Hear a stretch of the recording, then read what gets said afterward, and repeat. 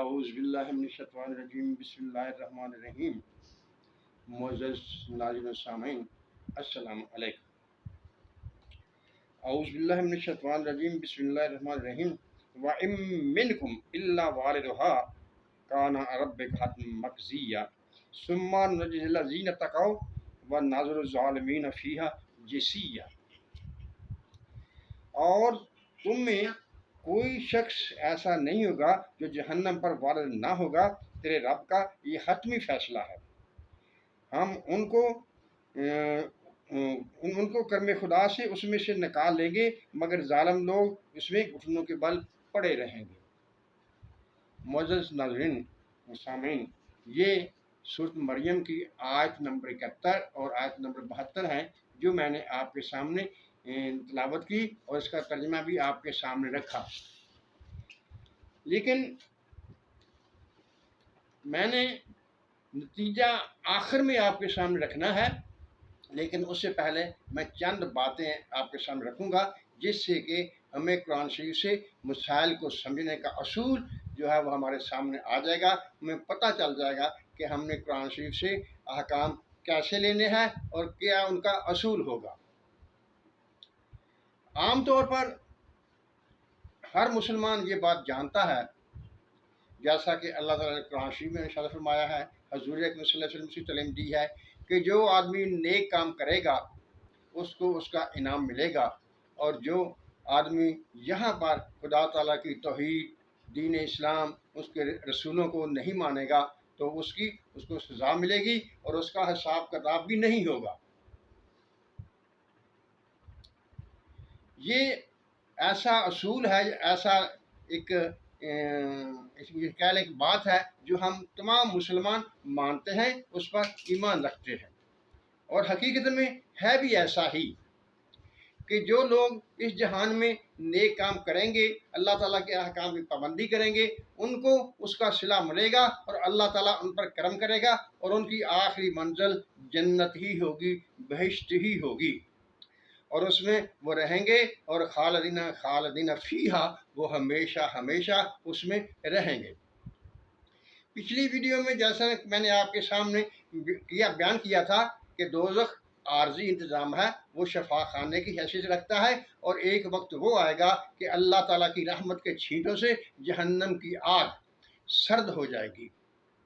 دوسرا، جو اللہ تعالیٰ نے قرآن شریف میں ارشاد فرمایا ہوا ہے کہ واشد کل شاہ رحمتی، کہ میری رحمت تمام چیزوں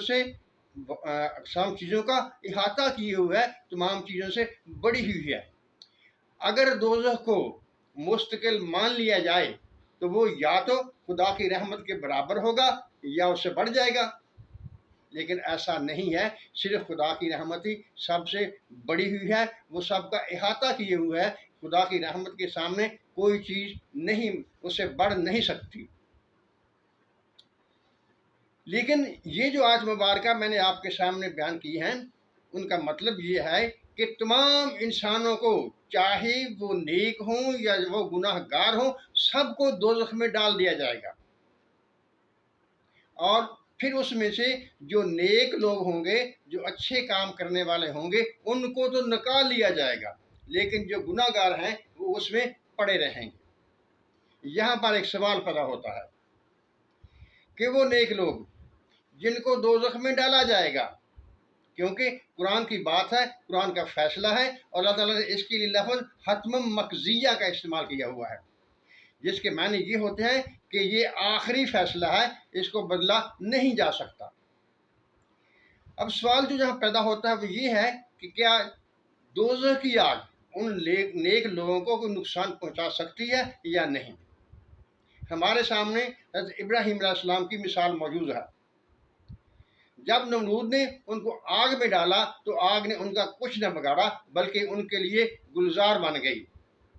کچھ لوگ کہتے ہیں کہ وہ آگ میں 40 دن رہے، کچھ لوگ ہفتہ کہتے ہیں، بہرکیف جو بھی مدت تھی، وہ جتنا عرصہ بھی آگ میں رہے، انہیں کوئی تکلیف اس آگ نے نہیں پہنچائی۔ اسی طرح سے جب تمام لوگ دوزخ میں ڈالے جائیں گے، یہ خدا تعالیٰ کی حکمت کی بات ہے، اس کا اپنا ایک دستور ہے، اس کے مقصد وہی جانتا ہے، وہی علیم ہے، وہی حکیم ہے، اس کی حکمتوں کو وہ جانتا ہے، لیکن جو میرے ذہن میں خیال آتا ہے وہ میں آپ کے سامنے رکھوں گا۔ دوزخ کی آگ جو ہے وہ ان نیک لوگوں کا کچھ نہیں بگاڑ سکے گی۔ ایک اور مثال، حضور اکرم صلی اللہ علیہ وسلم جب معراج پر گئے تھے تو آپ نے بھی دوزخ کی سیر کی تھی، دوزخ کے مختلف طبقات کو دیکھا تھا، اس میں ہونے والے عذابات کو بھی دیکھا تھا، لیکن اس آگ نے، دوزخ کی آگ نے حضور اکرم صلی اللہ علیہ وسلم کو جس طرح ابراہیم علیہ السلام کو نقصان نہیں پہنچایا تھا، اسی طرح حضور اکرم صلی اللہ علیہ وسلم کو بھی کوئی نقصان نہیں پہنچایا تھا۔ اور اسی طرح وہ آگ جب تمام نیک لوگ بھی دوزخ میں ڈالے جائیں گے تو ان کو نقصان نہیں پہنچا سکے گی، وہ ان کو صرف مشاہدہ کرانے کے لیے وہاں بھیجا جائے گا تاکہ جنت کی اہمیت ان کے دلوں میں اور واضح ہو جائے۔ اس کی جب دکھ کے بعد آسانی دیکھی جاتی ہے تو اس کی قدر بہت زیادہ ہو جاتی ہے۔ شاید میرے خیال میں یہی حکمت ہے اللہ تعالیٰ کی کہ وہ ایک تو مشاہدہ کرائے گا تاکہ تمام لوگوں کو جو جنت والے ہیں ان کو بھی دوزخ کی حقیقت کا، اس کی اصلیت کا پتہ چل سکے، اور دوسرا جنت کی نعمتوں کی قدر ان کے دلوں میں زیادہ ہو جائے۔ معزز ناظرین سامعین، قرآن سے مسائل اخذ کرنے کا اصول ہے۔ ہمارے کچھ لوگ اس اصول کی خلاف ورزی کرتے ہیں اور جس سے تفرقہ پیدا ہوتا ہے۔ ایک موضوع کے متعلق قرآن شریف کی جتنے بھی آیات ہوتی ہیں وہ اس کے مختلف پہلو بیان کرتی ہیں۔ ان سب آیات کو دیکھ کر، ان کو سمجھ کر، اور جو حقیقی بات سامنے آتی ہوتی ہے وہی اسلام کی روح ہوتی ہے، اسی پر ایمان رکھنا ہوتا ہے، اسی کے مطابق ہی اللہ تعالیٰ کی حکمت و دانائی کام کرتی ہے، وہ اسی کے اصولوں میں شامل ہو جاتی ہے۔ اگر ہم یہ طریقہ اختیار کریں گے تو ہم میں موجود تمام تفرقات ختم ہو جائیں گے، لیکن اگر ہم اس میں سے ایک ایک آیت لے کر اور اس پر جم جائیں گے تو اختلافات ہی اختلافات ہوں گے، ہم کسی ایک نقطے پر متفق نہیں ہو سکیں گے۔ معزز ناظرین و سامعین، جیسا کہ آپ جانتے ہیں میری کوشش ہوتی ہے کہ میں آپ کے سامنے ایسی بات رکھ دوں کہ آپ میں سوچنے کی اہلیت پیدا ہو جائے، آپ کے ذہن میں سوال پیدا ہوئیں، سوال ہی علم ہوتا ہے۔ اللہ تعالیٰ ہم سب کا حامی و ناصر ہو اور ہم سب پر اپنی رحمتوں کی بارش کرے، آمین۔ اللہ حافظ۔